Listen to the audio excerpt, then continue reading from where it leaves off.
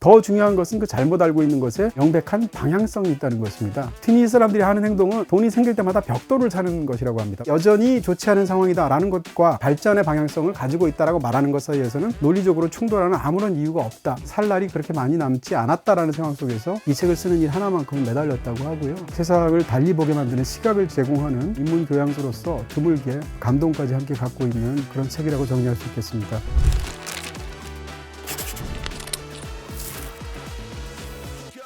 BTV 이동진의 파이학회, 안녕하세요. 저는 이동진입니다. 요즘 특히 각광을 받고 있는, 또 많은 분들이 읽고 싶어하는, 그러면서 또 실제로 읽기도 하시는 그런 책에 관한 이야기를 여러분께 집중적으로 소개해 드리려고 합니다. 바로 팩트풀니스라는 책인데요. 빌 게이츠가 한국에 내한을 했을 때 이 책에 관해서 한번 추천을 드린 적이 있었죠. 본인의 인생을 바꾸게 만든, 자기의 시각을 교정하게 해준 그런 세 권의 책을 이야기했는데, 빌 게이츠 자체의 영향력이 워낙 크기도 하고요. 워낙 그 책을 다독하면서 또 꾸준히 책을 추천하는 사람으로 유명하기도 하죠. 또 한 가지는 또 유키즈 온 더 블락이라는 프로그램이 갖고 있는 영향력이 결합이 되어서 독서 시장에서 빌 게이츠가 이야기한 세 권의 책이 크게 화제가 되면서 베스트셀러 순위에 올라 있기도 합니다. 세 권 중에서 가장 사람들이 집중적으로 더 많이 스포트라이트를 받고 있는 것 같은 그런 출판 시장에서의 책이 바로 이 팩트풀니스고요. 팩트풀니스는 이미 우리나라에서 베스트셀러가 된 적이 있는 책이고 스테디셀러로 계속 팔려나가는 책입니다. 거기다가 지금 이제 이런 후광까지 더해져서 장기적으로 본다면 더욱더 많은 사람들이, 예를 들면 총균세라거나 아니면 정의란 무엇인가 혹은 사피엔스 같은 책들처럼 큰 도움을 받거나 길을 찾으려고 하지 않을까라는 생각이 듭니다. 저도 이 책이 나왔을 때 굉장히 흥미롭게 읽었었던 적이 있고요. 다시 한번 또 화제가 되어서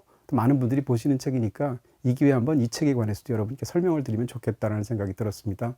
그래서 오늘은 팩트풀니스에 대해서 다뤄볼까 합니다. 사실 책에 대한 컨텐츠는 제가 이제 이달의 베스트북을 통해서 최근 나온 3개월 사이의 신간들 중에서 제가 가장 인상 깊게 읽고 여러분께 추천해드리고 싶은 책들을 소개하는 코너가 한 달에 한 번씩 있는데요. 팩트풀니스 자체가 신간이 아니고요. 이달의 베스트북을 설명드리는 것이 아니라 이전에도 그랬던 것처럼 뭐 정의란 무엇인가나 총균세 혹은 사피엔스도 제가 그렇게 요약해서 혹은 그 책에 대해서 해설해 드린 적이 있었는데요. 마찬가지의 맥락으로 이 팩트풀니스를 다루겠다, 이런 점 말씀드리겠습니다. 이 책을 쓴 사람은 스웨덴의 공중보건학자이자 의사이기도 하고요. 또 통계학자이기도 합니다. 바로 한스 로슬링이라는 사람입니다.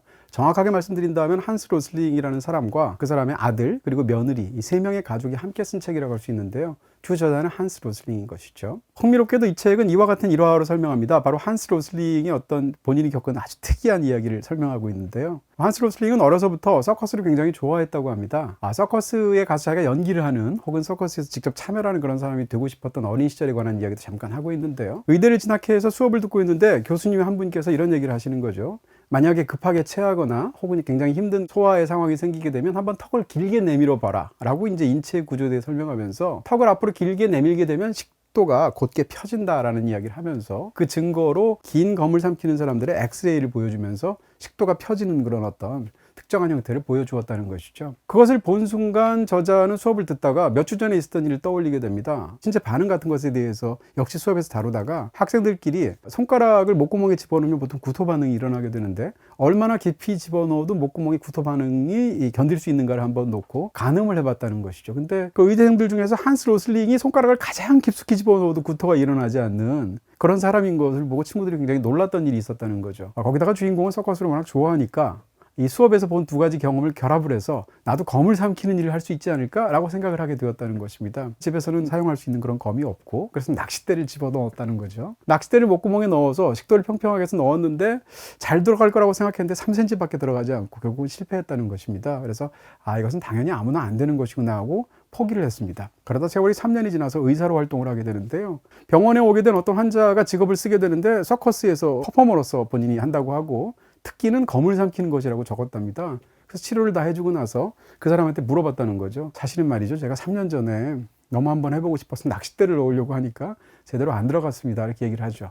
그러니까 그 사람이 굉장히 혀를 차면서 하는 얘기는, 아니 낚싯대를 집어넣으니까 실패하지, 식도가 납작한 거 모르나 의사 양반? 이렇게 얘기를 하더래요.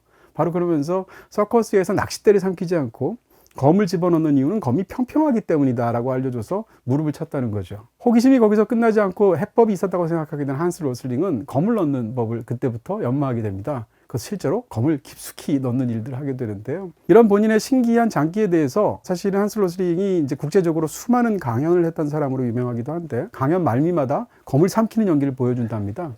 그럼 사람들이 뜻하지 않은 자리에서 이 석학 같은 사람이 그런 것을 보여주니까 장르는 굉장히 떠들썩한 반응을 보이겠죠. 환호 속에서 끝나게 된다는 건데요. 마지막에 강의할 때 왜 검을 삼키는 것인가라는 것은 사람들이 갖고 있는 직관이라는 것이 사실은 얼마나 틀릴 가능성이 높은가, 불가능처럼 보이는 일이 사실은 생각보다 훨씬 더 얼마나 자주 일어나는 일인가를 보여주기 위한 신뢰로서 검을 삼키는 연기를 강연 마지막에 한다는 것입니다. 이처럼 팩트풀 뉴스는 굉장히 흥미로운 일화로 시작하게 되는데, 이 책에서 다루고 있는 것은 사실은 어떻게 보면 약간 계몽주의적인 시각이라고 얘기할 수 있습니다. 그러니까 세상에는 수많은 무지가 있고 미망이 있다는 것이죠. 거기에 맞서서 어떻게 보면 일평생 사람들의 시각이 잘못되어 있다는 것을 수많은 강연과 연구를 통해서 알리는데 자기의 온 인생을 헌신했던 사람들의 모든 것이 녹아져 있는 그런 책이다라고 말할 수 있을 것 같습니다. 일반적으로 이런 그 교양서적, 그 인문서적 세계를 제대로 보게 만드는데 기여하는 그런 책들이 사실은 읽기가 어려운 책들이 굉장히 많이 있을 수 있겠죠. 근데 이 책의 가장 큰 장점은 굉장히 잘 읽힌다라는 겁니다. 저는 한스 로슬링이 직접 말하는 것을 강연을 어떤 무슨 유튜브를 통해서 본 적이 없습니다. 아마 굉장히 많을 것 같은데요. 그럼에도 불구하고 이 책을 보면서 제가 제일 많이 느꼈던 것은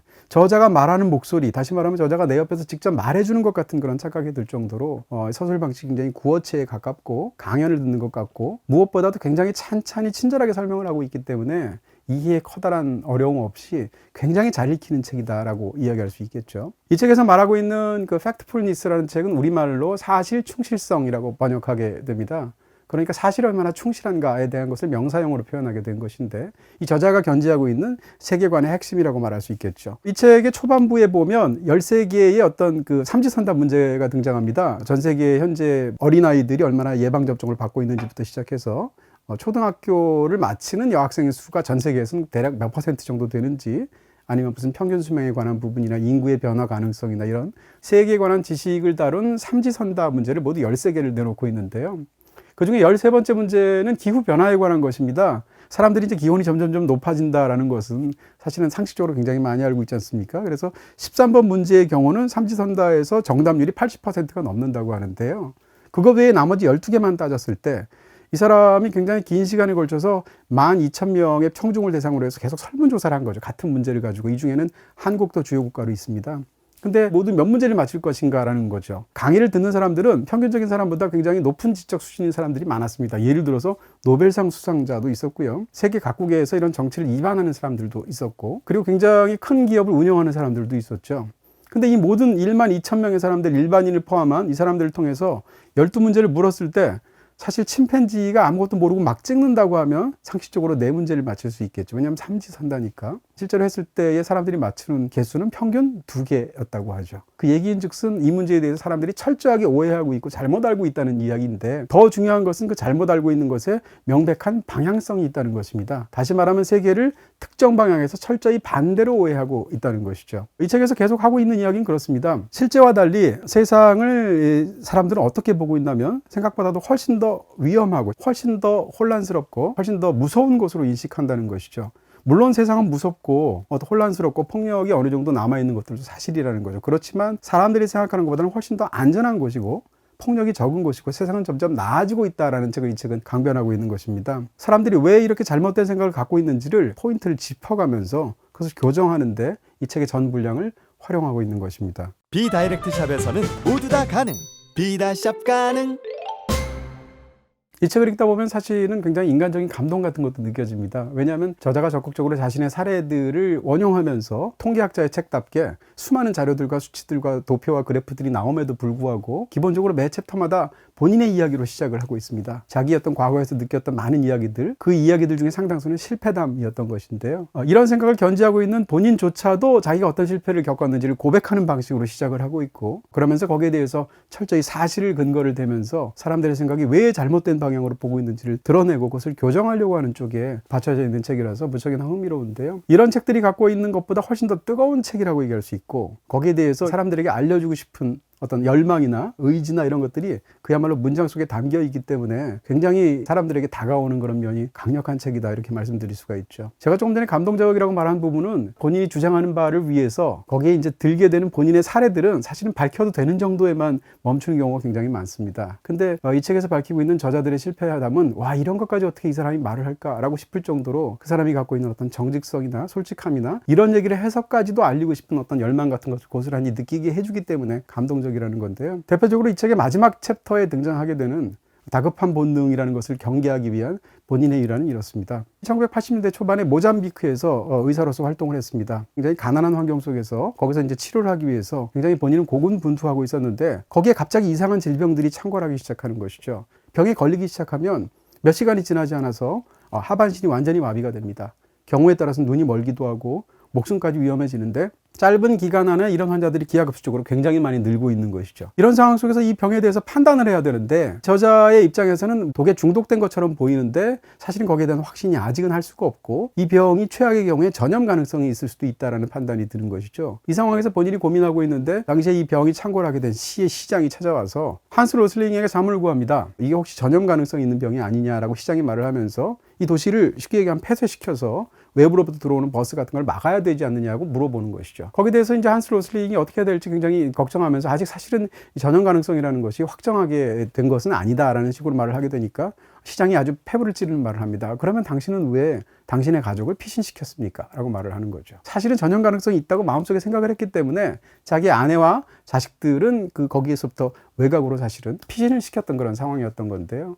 본인이 그런 마음을 갖고 있기도 했고 워낙 다급하기 때문에 그 상황에서 판단할 수 없어서 그럼 시장님 지금 말씀하신 대로 외부로부터는 버스나 이런 통행을 완전히 막아서 도시를 폐쇄시키는 게 좋을 것 같다. 왜냐하면 급격한 전염 가능성이 있을 수도 있으니까 라고 말을 하게 되죠. 시장은 굉장히 과단성 있는 사람이라서 그날 바로 그 얘기를 듣자마자 도시를 차단하게 됩니다. 다음날 오후가 되어서 질병에 관한 것을 자료들을 조사하기 위해 도시 외곽으로 한스 로슬링이 가도록 되어 있는데요. 가다가 보니까 사람들이 웅성거리고 있고 굉장히 큰 참극이 벌어져 있었다는 거죠. 알고 봤더니 배가 뒤집혀서 그 안에 탔던 수십 명이 죽었던 것입니다. 그래서 왜 이 사람들이 죽었냐 알고 봤더니 본인이 이야기했던 그 말에 따라서 시장이 폐쇄 조치를 했기 때문에 당장 오늘 음식들이 필요한 사람들이 도시로 들어올 수밖에 없으니까 버스가 끊긴 상황에서 배를 타고 들어왔던 것이죠. 그로부터 몇 개월 동안 역학조사를 하게 되고 질병에 관해서 파고 들어가는 어떤 그런 과정을 통해서 마침내 이 병의 원인이 뭔지를 알게 됩니다. 이 병은 전염성은 없었고요. 사하라 이남 사람들이 먹고 있는 주식 중에 하나로 이제 카사바라는 게 있지 않습니까? 카사바 중독이었던 건데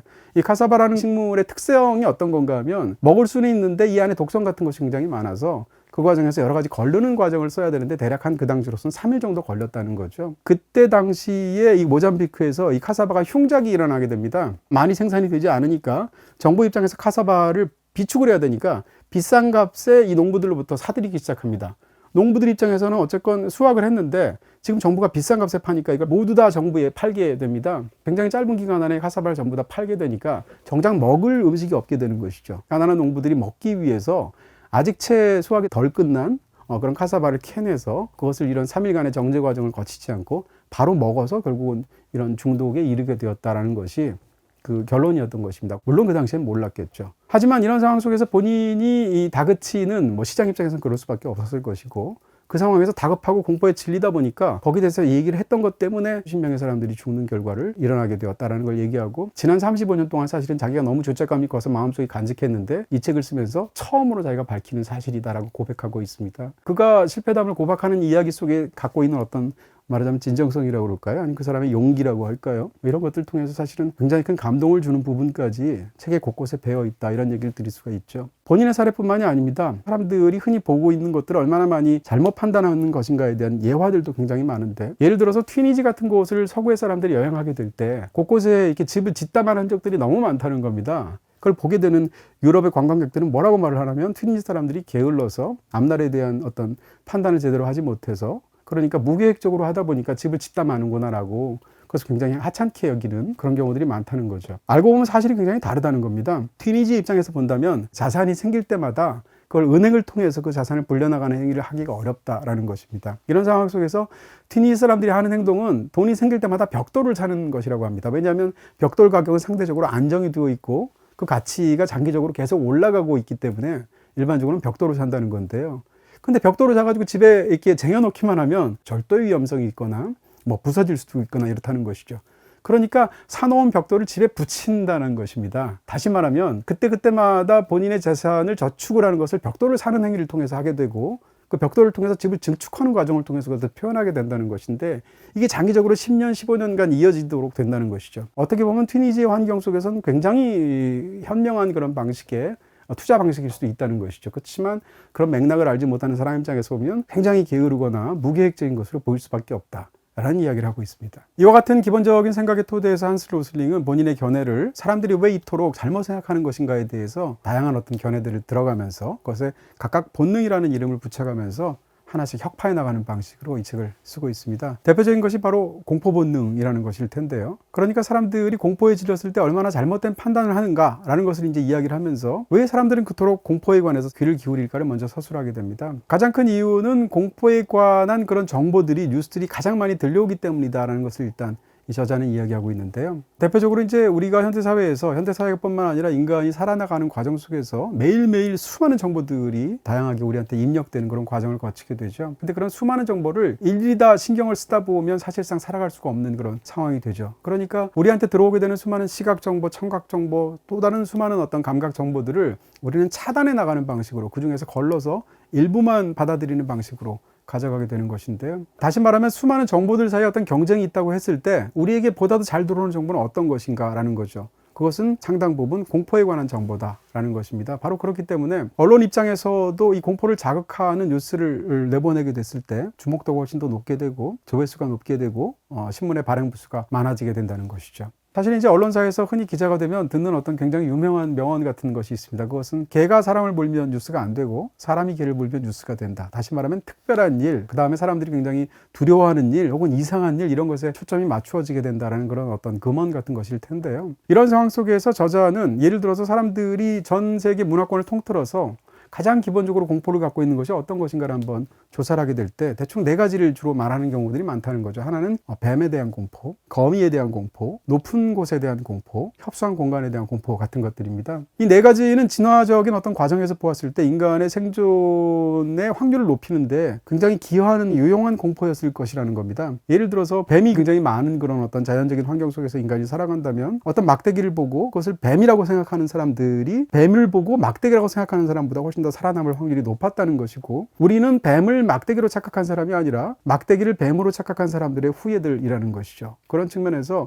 뱀에 대한 공포라는 것은 진화론적으로 충분히 이유가 있다는 것입니다. 높이에 관한 공포도 마찬가지죠. 제가 예전에 다른 곳에서도 한번 말씀을 드린 적이 있는데 예전에 인간이 나무 위에서 생활을 하게 되었을 때는 지나치게 높은 나무 위에 올라갔다 떨어지면 죽게 되니까 거기서 이제 고소공포증 같은 것이 생겼다는 것이죠. 그러니까 다시 말하면 고소공포증이라는 것은 인간이 높은 곳에서 나무 위에서 살던 어떤 그런 흔적이 나온 생존에 관한 굉장히 유용한 공포였다는 것인데 지금은 그렇지 않다라는 이야기죠. 전 세계에서 그 소득 수준에 따라서 저자는 대략 4단계 정도로 나누게 되는데요. 다시 말하면 이제 소득 수준에 따라서 1단계가 있고 가장 소득 수준이 낮은 혹은 가장 높은 한국이나 서유럽 같은 그런 사회를 포함하는 그런 4단계가 있다고 했을 때 사실상 이 뱀에 대한 공포는 1단계에서는 유용하다는 것입니다. 그러니까 굉장히 자연적인 상대적으로 그런 척박한 환경에 살거나 아닌 것이 통제되지 않은 환경에서 사는 사람 입장에서는 실제로 뱀에 물려서 죽는 사람들이 많다는 것이고요. 전 세계적으로 1년 동안 뱀에 물려 죽는 사람이 6만 명이라고 하죠. 상당수는 1단계에 머물러 있고 이 사람들한테는 어떤 것을 보았을 때 뱀을 공포를 느끼고 피하는 것은 굉장히 유용한 생존에 도움이 되는 그런 공포라는 것입니다. 하지만 2단계, 3단계 그리고 또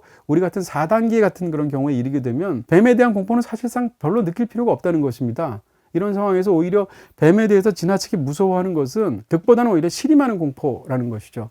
다시 말하면 인간이 지금 갖고 있는 공포의 상당수는 오랜 세월 동안 축적되어 온 진화론적으로 거기에 대해서 도움이 주는 방향으로 애초에 누적되어 왔던 그런 공포인 것인데 그것이 최근 몇백 년간 급속도로 바뀌게 되었고 지금 이 세계에는 그런 공포감이 어울리지 않는다라는 것입니다. 진짜 우리가 공포를 느껴야 할 것을 새로 우리가 알아내거나 거기에 주목해야 된다는 것인데 우리 인간은 공포를 느낄 필요 없는 것을 지나치게 많이 공포를 느끼느라고 정작 진짜 공포를 느껴야 될 것에 대해서는 주목하지 못하고 있다라는 견해인 것이죠. 현대사회에서 가장 많이 뉴스가 되는 그런 공포 중에 하나는 테러겠죠. 아까 말씀드린 4단계로 나누었다고 얘기했을 때 테러 때문에 죽는 사람의 숫자가 과연 얼마가 되겠는가라는 거죠. 테러로 죽는 사람의 0.9%만 이 4단계 지역에 있는 사람들이라는 것입니다. 다시 말하면 1단계 지역에 있는 사람들, 예를 들어서 본인이 아프가니스탄에 있는 사람이라면 실질적으로 테러가 상존하는 위협이 된다는 것이죠. 그렇지만 본인이 서유럽에 살고 있거나 한국이나 일본에 살고 있다면 물론 테러는 막아야 될 굉장히 끔찍한 비극이지만 테러에 대한 공포가 현실화될 위험은 굉장히 적다라는 것입니다. 미국에서 한정해서 말을 한다면 술에 취한 사람 때문에 술에 취하지 않은 사람이 피해를 입어서 죽는 경우가 있겠죠. 예를 들면 술에 취한 사람이 함부로 폭력적인 행동을 하거나 격해서 어떤 반응을 보인다거나 이런 경우일 텐데요. 그러니까 본인이 술을 마시지 않았음에도 불구하고 술을 마셔서 만취한 사람으로부터 피해를 입어서 살해될 확률이 미국에서 테러를 당해서 죽을 확률에 비하면 어떻게 될 것인가? 50배라는 것이죠. 그러니까 미국 사람들 입장에서 본다면 주치자로부터의 피해를 테러리스트로부터 피해를 입는 것보다 사실 훨씬 더 공포를 느껴야 된다는 것인데 현실적으로는 그렇지 않다라는 이야기를 저자가 하고 있는 것입니다. BTV와 만나는 순간 유튜브의 또 다른 세상 시작. 광고로 끊김없이 몰입은 더 깊게, 음악도 더 자유롭게, 큰 화면으로 즐거움은 더 크게. 연 24,000원 특별 할인. 지금 당신의 유튜브가 더 깊어지고 더 커지는 순간 BTV에서 유튜브 프리미엄을 경험하세요. 이런 공포 본능 외에도 저자가 또 중요하게 얘기하는 것은 비난 본능이라는 걸 또 이야기할 수 있습니다. 우리는 어떤 극적인 사건, 특히 이제 굉장히 끔찍한 비극적인 사건이 발생했을 때 그 비극적인 사건을 발생시킨 사람은 과연 누구인가, 집단은 누구인가, 국가는 누구인가를 따지고 드는 경향 같은 것이 있다라는 것이죠. 근데 이런 이야기를 하면서 저자는 본인의 사례들을 이야기하고 있습니다. 유니세프로부터 의뢰를 받은 일이 있었다는 것입니다. 유니세프는 이제 말라리아를 퇴치하기 위해서 이 말라리아 약을 납품할 제약회사들과의 계약을 입찰을 하게 된다는 것인데요. 근데 입찰을 할 때 조건이 굉장히 좋답니다. 왜냐하면 유니세프에 납품을 하게 되면 계약 기간이 10년이라든지 이런 식으로 안정적으로 물건을 팔 수 있는 경로가 확보가 되는 것이죠. 그래서 제약회사들이 굉장히 적극적으로 말라리아 약을 팔기 위해서 입찰에 이제 도전한다는 것인데요. 보통 이제 입찰하는 수준 같은 것이 있게 되는데 스위스에 있는 상대적으로 굉장히 작은 제약회사였는데 이 말라리아 약을 우리는 이 값에 공급하겠다고 굉장히 낮고도 파격적인 가격에 입찰을 했다는 것이죠. 그래서 유니세프에서 바로 이 한스 로슬링한테 부탁을 하게 됩니다. 그 제약회사가 어떤 회사인지 제대로 된 제시인 건지를 한번 알아봐 달라고 하죠. 그래서 유니세프의 부탁을 받고 한스 로슬링이 스위스로 출장을 갑니다. 공항에서 내렸는데 그 회사에서 최고의 초고급 리무진을 보낸 거죠. 그때부터 약간 좀 감이 이상하다고 생각을 한 겁니다. 그리고 이제 숙소에 일단 체크인을 하게 됐는데 숙소가 정말 최고급 호텔이었고 침대에 시트가 실크로 되어 있었다는 거죠. 그래서 아니 이 회사가 이렇게까지 나를 맞이하는 돈을 많이 쓰는 것이 이게 다 비용 아닌가라는 의심스러운 생각이 들었다는 겁니다. 다음날 이제 회사에 가게 되었고 거기서 이제 공격적으로 따져 묻기 시작하는 거죠. 어떻게 이 입찰가가 가능한지에 대해서. 말라리아 약의 그 당시에 이제 원료들은 주로 이제 헝가리에서 공급을 했다는 것인데요. 그래서 당신들도 헝가리에서 그 원료를 가져옵니까? 라고 물었을 때 헝가리에서 가져온다고 하죠. 그러면 다른 제약회사들에 비해서 당신들은 헝가리에서 훨씬 더 싼 값에 가져오십니까? 라고 물어봤을 때 사실상 같은 값이었다는 거죠. 거기에 대해서 마지막으로 질문하게 되는 겁니다. 그렇다면 이것 따지고 저것 따지고 비용도 따지게 되면 당신은 공급가보다도 싸게 유니세프에 납품을 한다는 얘기인데 여기에 무슨 흠악이 있지 않느냐라고 따져 물었죠. 그랬더니 그쪽에 임원이 이런 이야기를 했다는 것입니다. 헝가리에서 가장 중요한 원료를 수입할 때 될 때 대금은 한 달 뒤에 지급하게 되어 있답니다. 다시 말하면 외상으로 구입한다는 얘기고요. 헝가리로부터 원료를 가져오는 순간 유니세프와 계약을 체결하게 되는데 유니세프는 4일 만에 결제하도록 되어 있다는 것입니다. 다시 말하면 이 시차, 그러니까 26일 동안의 그 이자 수익을 자기는 기대하고 낮은 금액을 써놨다라는 것이죠. 그러니까 이 저자가 거기서 이제 고백을 하죠. 자기 머릿속에서는 유니세프, 좋은 집단, 좋은 일을 하는 사람들, 국제적인 어떤 그런 제약회사, 굉장히 탐욕에 찌든 나쁜 집단이라고 자기 머릿속에 생각을 하고 있고 더군다나 자기 갔을 때 겪었던 어떤 일이나 이런 것들 때문에 그 제약회사에 대해서 애초에 부정적인 판단을 하고 있었다는 것인데요. 자기가 갖고 있는 비난 본능 때문에 문제를 오해하고 있었다는 것이고 결국은 보면 굉장히 혁신적인 기업이 살아나갈 수 있는 하나의 방도를 그 제약회사는 보여주었다는 것이죠. 이런 측면에서 본인의 판단 미스의 상황을 고백하는 부분까지 있게 됩니다. 이런 사례도 이야기합니다. 2015년도에 국한된 것은 아닙니다만 상대적으로 그 시리아의 내전의 끔찍한 상황 때문에 이 난민들이 유럽으로 가는 것에 대해서 굉장히 많은 보도가 있었죠. 그 중에서도 세계인의 마음을 울렸던 어떤 사진이 있었습니다. 뭐 우리나라에도 크게 보도가 됐으니까 아마 다 기억하실 텐데 시리아를 떠나서 이제 유럽으로 가려고 하다가 고무보트가 전복되는 바람에 터키 안에서 죽어 있는 3살짜리 소년의 어떤 시신을 담은 사진이 있죠. 소년이 이제 해안가에 파도가 오는 가운데 엎드린 채 죽어 있는 그런 굉장히 참혹한 광경이었는데 그걸 보고 수많은 사람들이 굉장히 끔찍해 했었죠. 너무나 큰 비극이고요. 근데 거기에 대해서 사람들이 이 분노를 느끼니까 이게 누구 책임인가를 따지게 됩니다. 가장 많이 집중적으로 비난한 사람들은 뭔가 하면 아니 그 말도 안 되는 고무보트에 그 많은 사람들을 태워서 떠나 보내게 했던 그 미립국 업자들, 이놈들이 정말 악마들이다라고 비난하게 되는 거죠. 실제로 미립국 업자들이 뭐 법을 어긴다거나 굉장히 나쁜 짓을 많이 한다거나 이런 비난 가능성이 굉장히 많은 것은 사실이겠죠. 하지만 저자가 밝히는 것 중에는 이런 이유도 있다는 것입니다. 다시 말하면 이제 그 제네바 협약에 따라서 유럽연합의 소속 국가들은 기본적으로 어떤 나라에서 전쟁이 발발해서 난민이 이제 신청했을 경우에는 그 망명을 받아줘야 할 의무가 있는 것이죠. 이런 상황에서 결국 그 사람이 난민 자격이 있는지를 판가름을 해야 되는데 시리아에서 피신해야 되는 사람 입장에서는 일단 가장 빠르게 갈 수 있는 건 비행기로 가는 것이겠죠.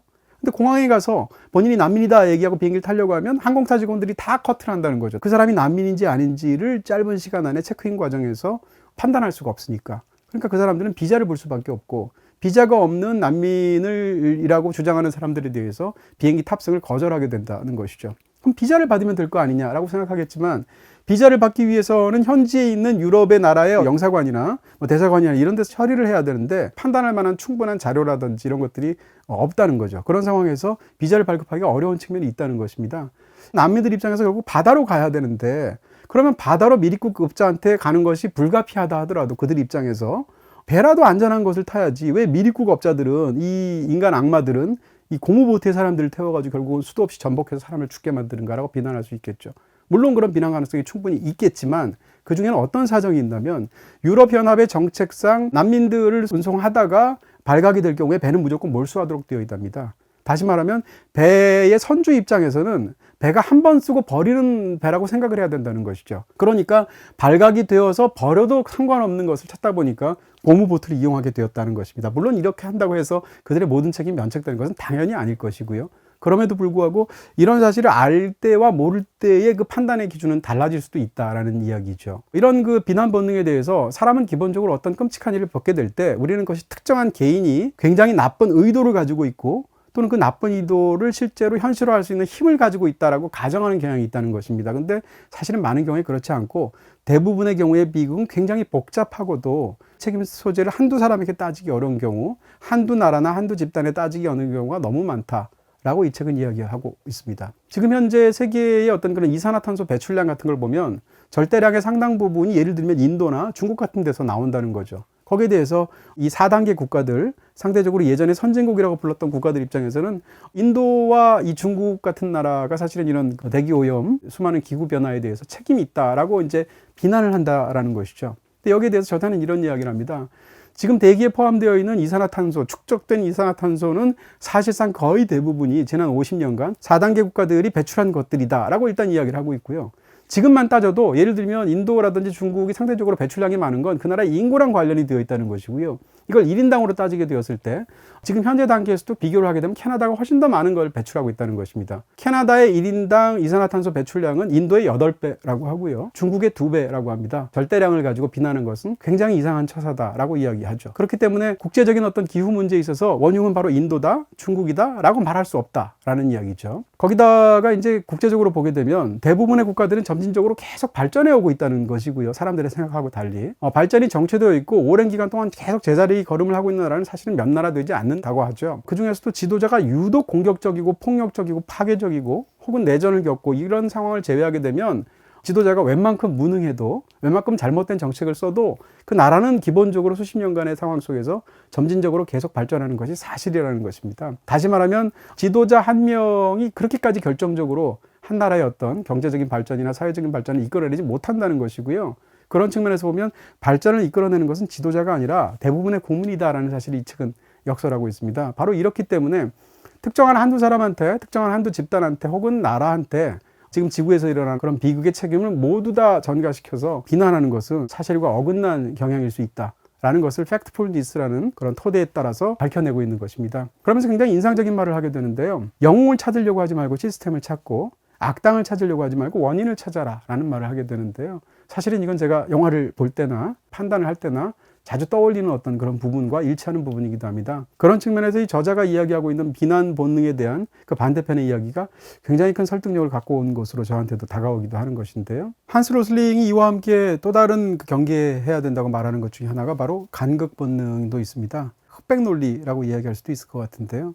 특히 이제 세계에 관해서 이야기를 하게 될 때 양극단이 있고 이 양자 사이에는 불평등의 거대한 틈이 있다라고 가정하는 생각들에 대해서 간극 본능이라는 말을 사용합니다. 예를 들어서 저자는 수업할 때 학생들이 굉장히 많이 사용하는 선진국과 개발도상국이라는 세 개를 나누게 되는 그런 개념에 대해서 이의를 제기하고 있는데요. 부유하고 잘 사는 어떤 일군의 나라들이 있고 굉장히 힘든 환경 속에서 공핍한 생활을 누리는 대다수의 사람들로 구성된 그런 저개발 국가, 이 두 가지로 나뉘는 것은 사실 현실하고 굉장히 다르다라는 것입니다. 실제로 1960년대 중반쯤이라면 그렇게 말할 수도 있었다고 합니다. 하지만 가장 최근의 사례들 같은 것들, 현재는 이제 수많은 통계들이 나오게 되니까요. 거기에 보게 되면 사실상 중간 정도의 어떤 소득 국가에 속하는 사람들이 전체 인구 중에서 75%라는 것이죠. 사람들이 생각하는 그런 굉장히 극단적으로 공핍하면서 그런 사람들의 숫자는 실제로는 10%가 되지 않는다는 것인데요. 이런 측면에서 세계에서 살고 있는 사람들은 최고의 어떤 그 소비 수준을 누리는 것은 아니지만 그 선에서도 충분히 가능할 수 있는 것을 누리게 되는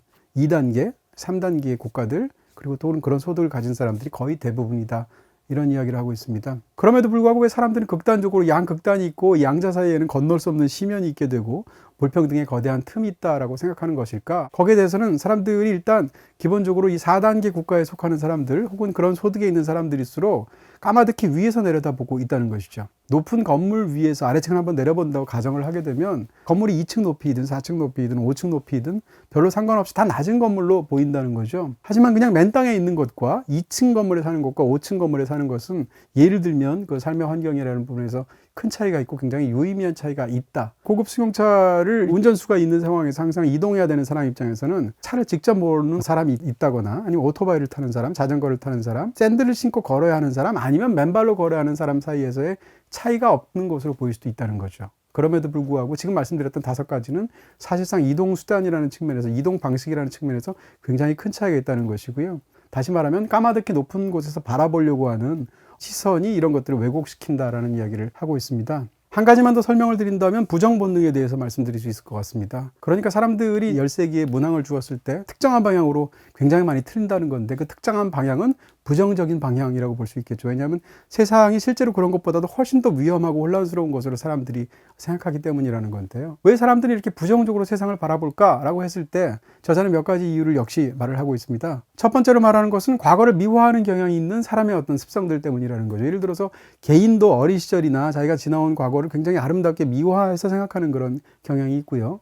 한 국가도 그렇다는 것입니다. 국가도 자기의 역사에 대해서 미화해서 생각하는 그런 경향들이 있다는 건데 국민들 자체가 실제로 통계 자료나 여러 가지 정황들이나 증거들을 보게 되면 사실은 과거는 지금보다 훨씬 더 비참했던 확률이 굉장히 높다라고 이야기를 하고 있죠. 두 번째로 이야기하는 것은 언론의 보도 때문이라는 것인데요. 다시 말하면 언론에서 나오는 그 수많은 뉴스들은 긍정적인 뉴스보다는 부정적인 뉴스가 훨씬 더 많다라는 것이죠. 예를 들어서 점진적으로 발전하고 있다라는 것은 뉴스가 되지 않는다는 것입니다.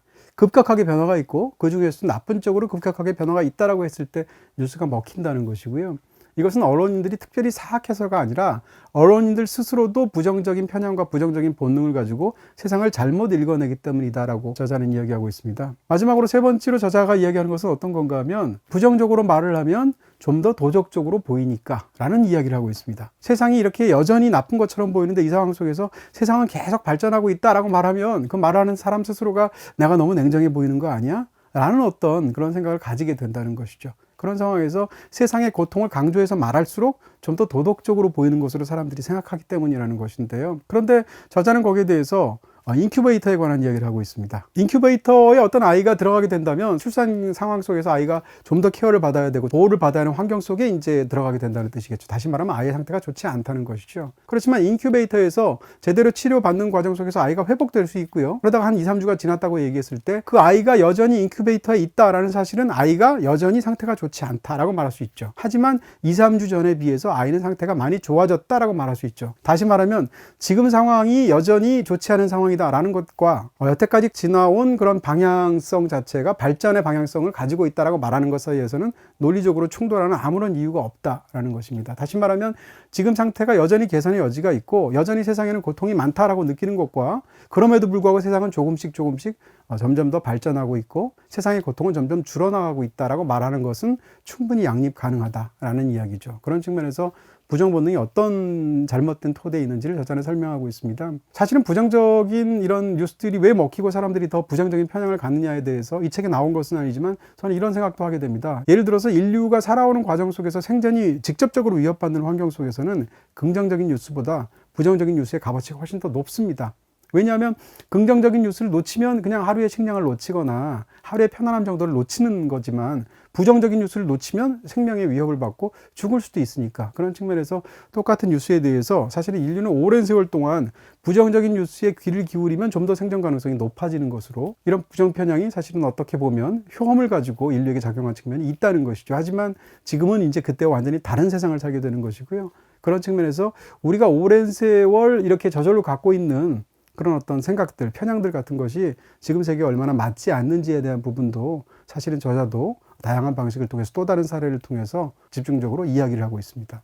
이 책에서 가장 뭉클한 부분은 이 책의 전체의 가장 핵심적인 저자라고 말할 수 있는 이 한스 로슬링의 아들이 따로 쓰게 된 맺은말 부분입니다. 말씀드린 대로 아들이 있고 며느리가 있고 무엇보다도 핵심 저자인 아버지가 있겠죠. 이 세 사람은 사실상 18년 동안 같이 협업을 하면서 일을 해왔다고 하고요. 그 과정에서 이제 이 책을 쓰기로 하면서 2015년부터 집중적으로 집필에 들어가게 됩니다. 근데 집필에 들어간 지 6개월이 채 되지 않아서 한스 로슬링이 치유받을 수 없는 췌장암이다 라는 진단을 받게 되죠. 살 날이 그렇게 많이 남지 않았다라는 상황 속에서 수많은 강연들을 다 취소하고 모든 일정을 다 취소했지만 이 책을 쓰는 일 하나만큼은 매달렸다고 하고요. 그로부터 정확하게 1년 정도 지났을 때 갑자기 집에 있는데 위급한 상황이 왔다는 것입니다. 앰뷸런스로 실려가면서도 아버지는 이 책의 초고의 복사본을 챙겨서 병원으로 갔다고 하고요. 그로부터 5일 동안 아들과 함께 이 초고에 관해서 계속 논의를 하고 편집자한테 어떻게 메일을 보낼지 구술을 하고 이런 일들을 했다는 거죠. 그리고 입원한 지 단 5일 만에 세상을 떠났다고 하죠. 아버지가 이렇게 세상을 떠나고 워낙 사회활동을 많이 하는 국제적으로 저명한 사람이기도 하니까